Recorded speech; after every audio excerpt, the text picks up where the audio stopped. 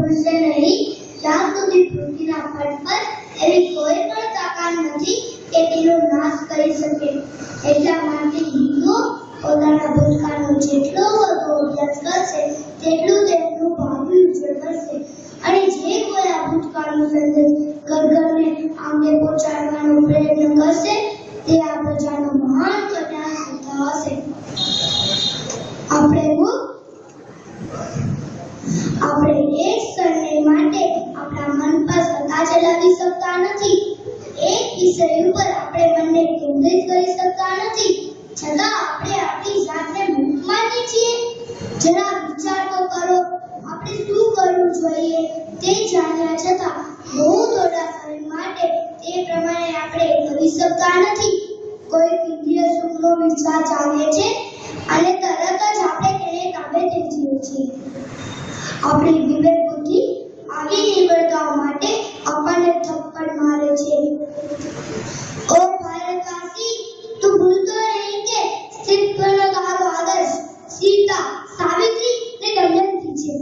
તું ભૂલતો નહીં કે તારું ઉપાસ્ય મહાન તપસ્વી તપસ્વી સર્વત્યાગી ઉમાપતિ શંકર છે.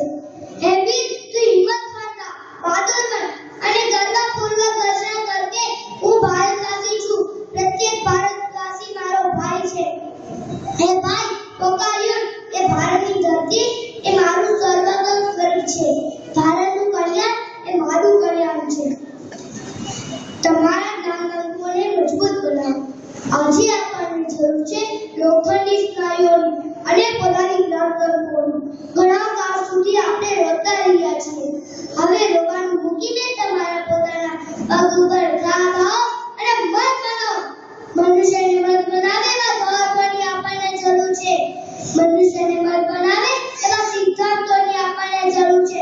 અને એને સર્વ પ્રકારે મત બનાવે એવી કેળવણીની આપણને જરૂર છે. સત્યની કસોટી એ છે કે જે કોઈ તો તમે શારીરિક, બૌદ્ધિક અને આધ્યાત્મિક દ્રષ્ટિએ નિર્બળ બનાવે તેને જે સમજીને દૂર કરો. એ ખોટી જોઈ એમાં કશા પ્યાર ન હોઈ શકે. સત્ય એટલે તો શક્તિ, સત્ય એટલે પવિત્રતા, સત્ય એટલે પૂર્ણ જ્ઞાન. સત્ય તો શક્તિ આપે, પ્રકાશ આપે, સ્ફૂર્તિ આપે. બંધુઓ, ચાલો આપણે તો કામે લાગી જઈએ. આ સમય સુઈ રહેવાનો નથી. આપણા કાર્યો પર ભાવિ ભારતના આગમનનો આધાર છે. ભારત માતા ત્યાંય થઈને રાહ જોઈ રહી છે. એ માતા સુસુપ્ત દશામાં પડેલી છે.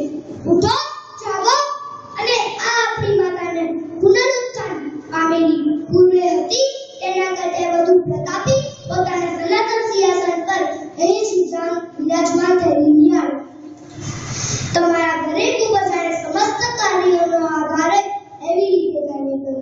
50 સદીઓ તમારા તરફ મેઘ માંડી રહી છે. ભારત વર્ષનું ભાવિ તમારા હાથમાં છે. મને યુવાન પેઢીમાં, આધુનિક પેઢીમાં શ્રદ્ધા છે. શિવની મફત તેઓ સમગ્ર પ્રશ્નનું નિરાકરણ કરશે. સંકુચિત હૃદયના લોકો પાસેથી તમે કયા કામની અપેક્ષા રાખશો? જગતના કોઈ જ કામની નહીં. સમુદ્ર તરવું હોય તો તમારામાં લોખંડની ઈચ્છા શક્તિ જોઈશે. તમારે પહાડો વીંટી નાખવા જેવા બળવાન બનવું જોઈશે. ભારત વર્ષના રાષ્ટ્રીય આદર્શો છે ત્યાગ અને સેવા. જો આદર્શો તમે દરીભૂત કરશો તો બાકીનું બીજું બધું આપોઆપ થઈ જશે. યાદ રાખજો, બરોબર યાદ રાખજો. ભારતનો સંદેશ કાયમને માટે એક જ છે. આત્મા પ્રકૃતિને માટે નહીં, પણ પ્રકૃતિ આત્માને માટે. અસ્તુ. ભારત માતા કી જય.